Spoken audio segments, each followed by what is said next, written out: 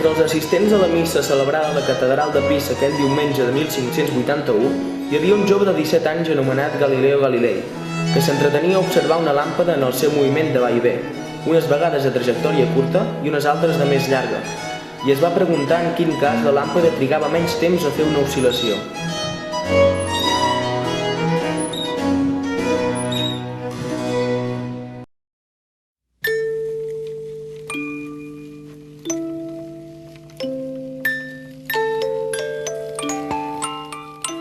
Més de 4 segles després, ens hem fet la mateixa pregunta.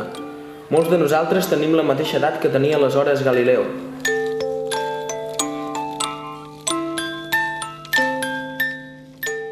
Són molts els que han exposat les seves opinions i han intentat convèncer amb més o menys èxit els seus companys.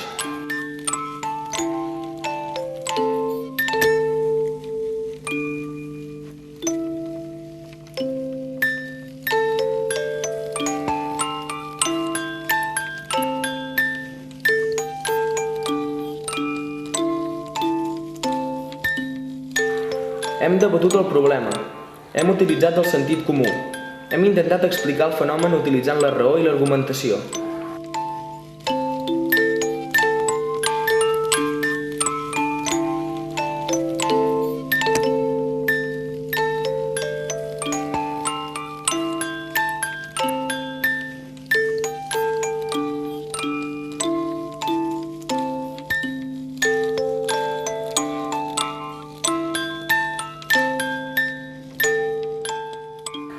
Finalment, però, no vam arribar a cap conclusió en la qual tothom hi estigués d'acord.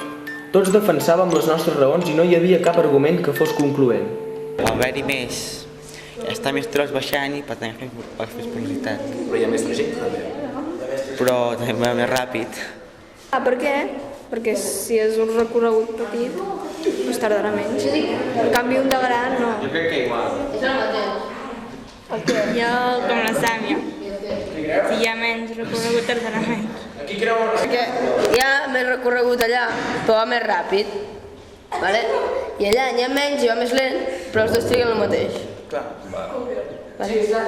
Sí. Perquè això que has dit, no? Si hi ha menys recorregut i la velocitat serà la mateixa per la tensió i el pes, doncs si hi ha més recorregut, trigarà menys.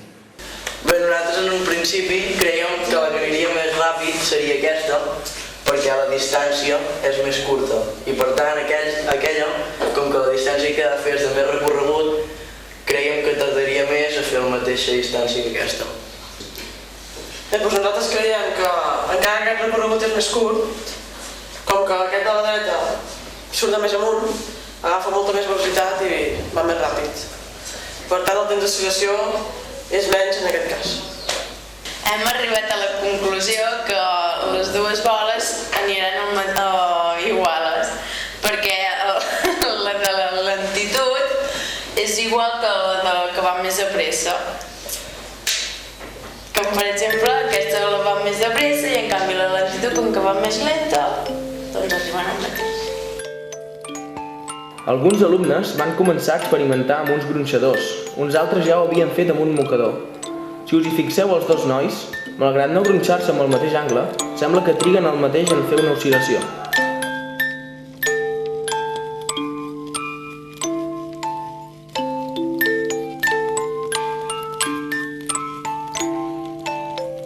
Anàvem pel bon camí, però a l'experimentació li faltava un altre ingredient. Galileu va utilitzar el seu pols per tal de mesurar el que trigava un pèndol en fer una oscil·lació. En aquell temps encara no existien els rellotges per mesurar temps tan curts. 5. 5,93. 5,90 i pico, sí. 5,93. Apunta. 5,93. 5,90 i sí. Va, una més. Queden 6 més. Va.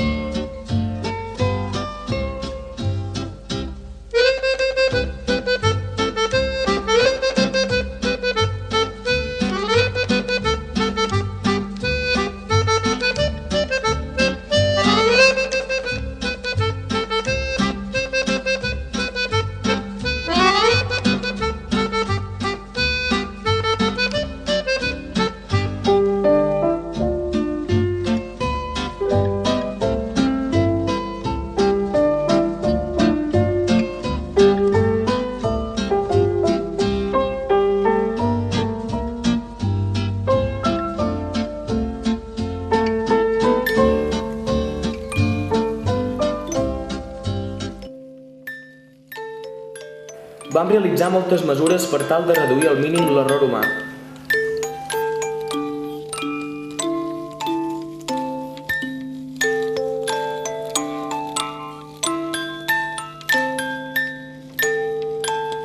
Totes les mesures van convergir a un únic resultat.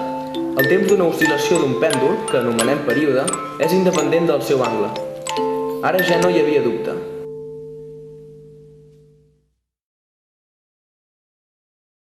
Igual. Igual. El mateix. Igual. El mateix. Igual. El mateix. És igual. El mateix. El mateix. El mateix. El mateix. Igual. Amb l'experimentació i la mesura hem arribat a la mateixa conclusió a la que va arribar Galileo Galilei fa més de 4 segles. Aquell va ser l'inici del mètode científic.